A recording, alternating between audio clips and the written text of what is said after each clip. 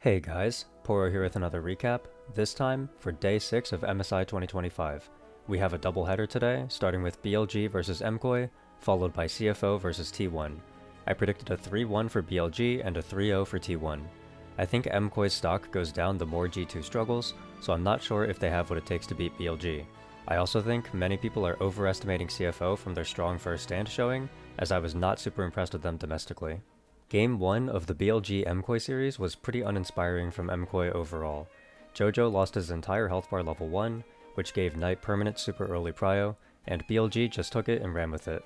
Good early invade, pushing lanes which led to a gold lead, and then MKOI decided to go for bad grubs and they got destroyed on a fight there. After some dragon stacking, the game truly blew open when BLG forced Otacon, and a great rumble ult plus MF ult led to an Elk quadra. After that, BLG made a few mistakes, but it was just wallet diff. Even with Elk and On getting caught on midwave right before Elder, it didn't matter as BLG won the following 3v5 and ended the game. I gave Bin a 3 because his teamfight equalizers and teamfighting were good, but the early laning and early fights were pretty mediocre. Beichuan gets a 3 in the most puzzling way, as I thought he was doing a good job with pressuring all game, and he had a few great ult plays, but he also made so many disgusting plays as well. His first 2 flashes were horrible, he lost his team 3rd Drake for no reason, and he overextended on a bot push which could have been disastrous if MKOI wasn't so far behind.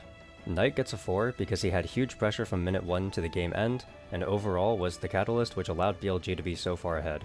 Elk gets a 2 despite his scoreline, as he got caught on 2 key midwaves, one right before Herald which was bad but not horrible, and another right before the Elder fight, which could have solo lost his team the game. He gets a 2 instead of a 1 because his ult was fantastic at Otacon.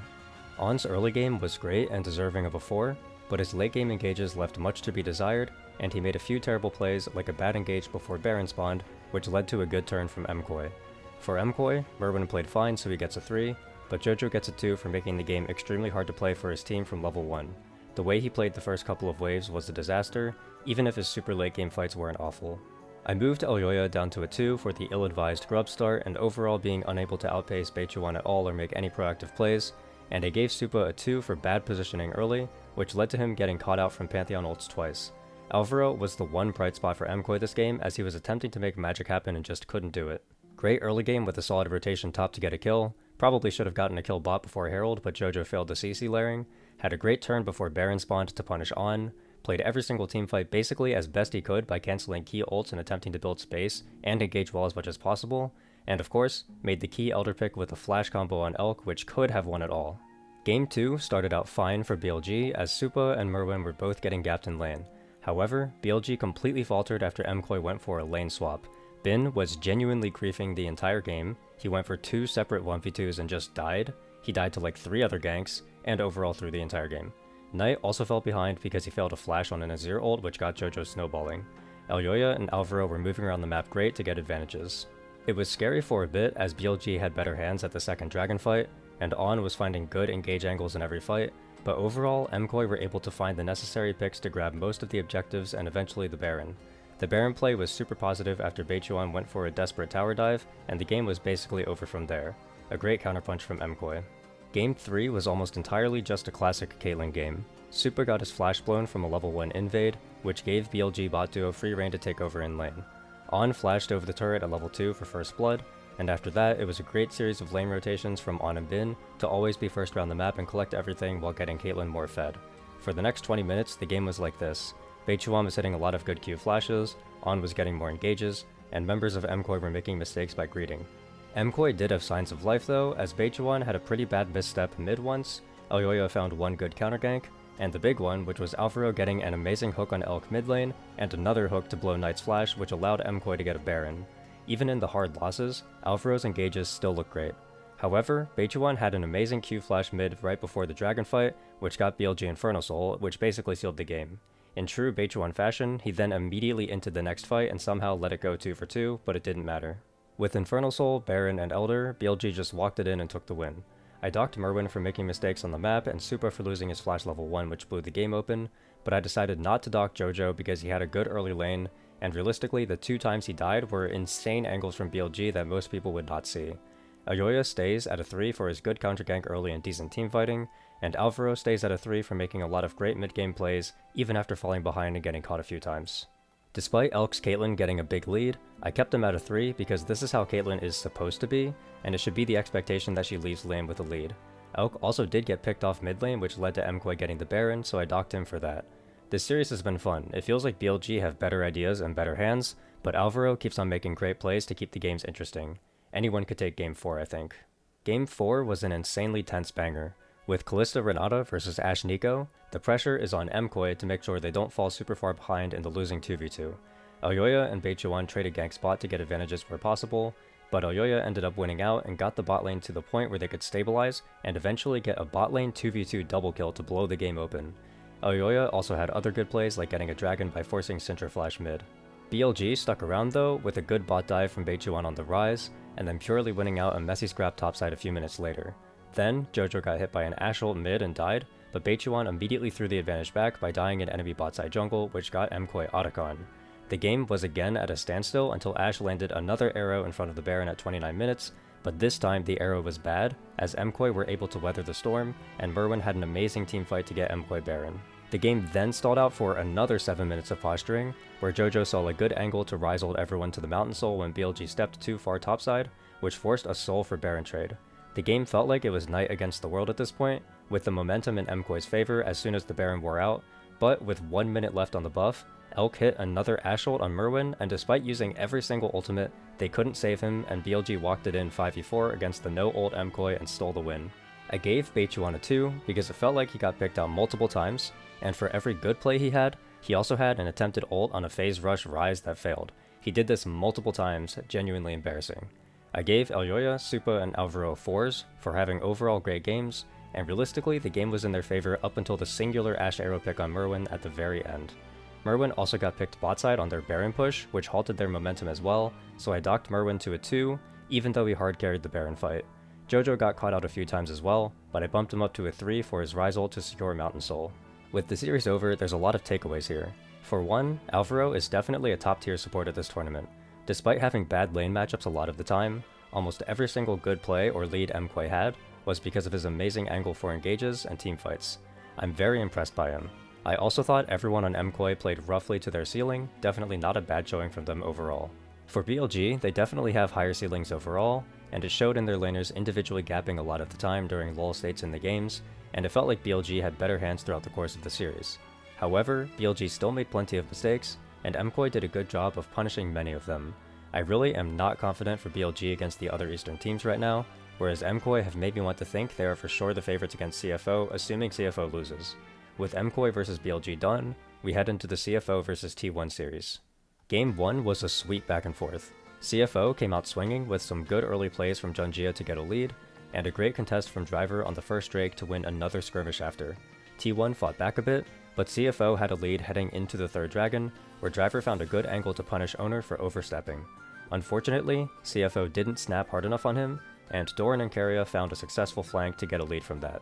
At this point, the game was in T1's favor, but Driver continued to find creative angles and skirmishes, and they got a huge teamfight win over T1 in mid lane and turned it into a Baron plus Dragon. Unfortunately, Kaiwing overstepped on an Otacon posture, and basically just ran it down, and Junjia also ran it down trying to save him, and the game was flung back into T1's advantage again. After this, it was just a few more bad pickoffs, and the game was basically over. While CFO had life in this game, I'm not surprised by the result. The team looked exactly how they did domestically, with Driver being pretty 1v9, but Kaiwing griefing too hard to make use of it, and Hongq making bad mistakes and getting caught out when he shouldn't be. This was roughly how I expected the series to go. As for ratings, the only other note is that I thought Doggo played many of the fights pretty badly, which docked him to a 2. As for T1, the game was rough at times, but Doran and Keria ended up finding good enough angles from flanks to win the fights, and Guma was incredibly consistently good throughout the game. I docked Doran down to a 3 anyway, because he got picked out badly on 2 separate occasions, and Faker and Owner also made similar mistakes on top of their positive plays. I expect T1 to be able to clean this up and take the next 2 games, but I'm happy that Driver's strong domestic performance translated well at MSI so far. I'm concerned for CFO, as both Hongq and Doggo played their best champions in Game 1 and lost, so I think champ pools will become an issue for their entire bot side. Game 2 was not even close, just a complete masterclass from Junjia from start to finish. Guma and Keria needed to win the bot side 2v2 matchup, and they got completely blown out. Junjia was able to move around the map so well and create huge leads for Doggo and Hongq, and at that point they just never looked back. Full objective control, full stomp. This is interesting for the series because Kaiwing, their biggest draft liability, didn't have to expend one of his good chips to win. CFO have now been able to find leads in both games, so who knows what could happen. I decided not to dock Doran or Owner for this game, as the rest of the map fell apart too fast, and all Owner and Doran could do was try to make decent plays and lose to the wallet diff. Wow, CFO are actually doing it. Doggo confidently locked in the Caitlyn, and T1 responded with a weak Senna Thresh response, and instantly got punished for it with a dive. CFO just kept that gold lead for the entire game and never put the foot off the gas. Every objective, every turret, it was fantastic. I do want to point out though that I think the soul fight was much closer than it looked. Zed took in a Thresh Lantern to collapse onto the Caitlyn with a Galio ult over the whole team, but Junjia cancelled the ult with his pillar just in time. If T1 get that Galio knockup into the flash taunt, I think there's a very real chance the Caitlyn one-shot with Zed comes through. A true battle of inches, insane super carry from Junjia. He's been looking absolutely amazing this series so far. Hongq did what Hongq will do and he made a few silly mistakes, but his Swain pick was overall great and got the advantages it needed to get. Doran felt pressured to make something happen and he ended up inting a few times because of it. Owner got absolutely nothing done all game, and Faker got his big moment shut down by the Trundle. The only extra note here is that I gave Doggo only a 3 despite the pristine KDA and pentakill, because I do feel like he could have thrown the game at that soul fight if not for Trundle, and he also got his summoners blown overextending on mid, which could have been disastrous. CFO have now had a solid, strong lead in all 3 games. Maybe they can take home the series and cause a major upset. Game 4 started out with T1 generating their first early game lead. Owner found a lot of great plays, Faker used his lead to get a top dive off, Rest got redove later, everything was going T1's way. However, it felt like CFO's comp was scaling really well, and the game got significantly closer than it had any right being. Even through mechanical misplays, CFO managed to win multiple dragon fights that brought the game back to even for a while, and they even got a Baron with even gold. At this point though, the individual misplays were too much, as Kaiwing killed the Baron push by greeting for vision and dying, and then T1 managed to outfight CFO in the final fight that mattered. While Owner and Guma both made mistakes, they were able to contribute a lot of positives to the game, and most of the angles back in for CFO were due to Faker or Doran making bad plays. At the end of the day though, Karria's Poppy reigned supreme and he looked amazing in every single fight. If CFO played mechanically cleaner, they could have won this. Rest got picked off a lot, Junjia whiffed multiple engages, and Kaiwing was inting quite a bit. We're heading to game 5, and it really feels like anyone could take it. T1's been having mostly sketchy early games, and CFO just showed their ability to claw back a deficit in this game 4. Game 5 ended with a whimper. T1 created a massive advantage early and never let it go. Nothing else really to say. Hongq got solo killed, and Junjia's Zyra plays were almost good, but ended up not resulting in anything meaningful, as Owner just power farmed to build an advantage. Doggo and Kaiwing tried to go for a fast play on Faker, but Karria was there to cover it, which was the final play that broke the camel's back and made the lead insurmountable. The only extra note that I would say here is that I have no idea why CFO went with Rest in game 5, and on top of that, I have no idea why CFO would give Rest B1 Ornn when Driver is one of the best Ornn players in the world. Really questionable decision in my opinion, and Rest getting destroyed in lane was completely expected after that. Unfortunate to see CFO go out like this, but it was a fun series either way. CFO really showed up big time today. If they hadn't thrown their dominant game 1 position, we may have been looking at an unprecedented CFO 3-0, which would have made the narratives go crazy. My concerns for these players are still somewhat similar to before though, as Kaiwing definitely wasn't at the level he needed to be, and Hongq made his silly mistakes here and there. Driver played well in his games, but Rest is not an elite top laner in any way. Junjia looked fantastic in CFO's wins, and I take back what I said about how I thought LCP had dulled his prime form. As for T1, they need to figure out their shit. They played super messy and made plenty of mistakes. The fact that they couldn't close out game 4 quickly despite everyone on CFO playing mechanically below average is concerning. My read overall is that my initial claim that CFO is not a great team is still true, because I still see all the same problems I saw domestically. The fact that T1 was taken to 5 games today tells me that T1 is not in great form right now either. We got international Doran unfortunately, Faker was getting lane gapped, and the only real difference today was that Karria was so much better than Kaiwing. My predictions for the next round are tossed up a little bit after today though. First, I'm flip-flopping and saying that I think CFO can beat MKOI.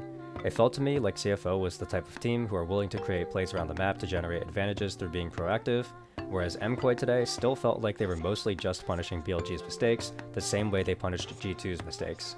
I think it's winnable for MKOI for sure, as they have a massive support gap they can work with, but I'll predict CFO 3-2. I'm ready to be proven wrong, but I still need proof that MKOI can win games through early aggression before I'm fully willing to put my eggs in their basket. For T1 versus BLG, I'm going to give T1 the same benefit of the doubt that I gave Genji, where T1 didn't get to have very many games in the month of June due to the shitty playoffs format, which may explain why they looked so rusty today. I'll assume T1 will be more informed over the course of the tournament, whereas I don't see BLG getting much better, so I'll predict T1 3-1. That's all I have for you for this one. I'll see you all next time. Bye.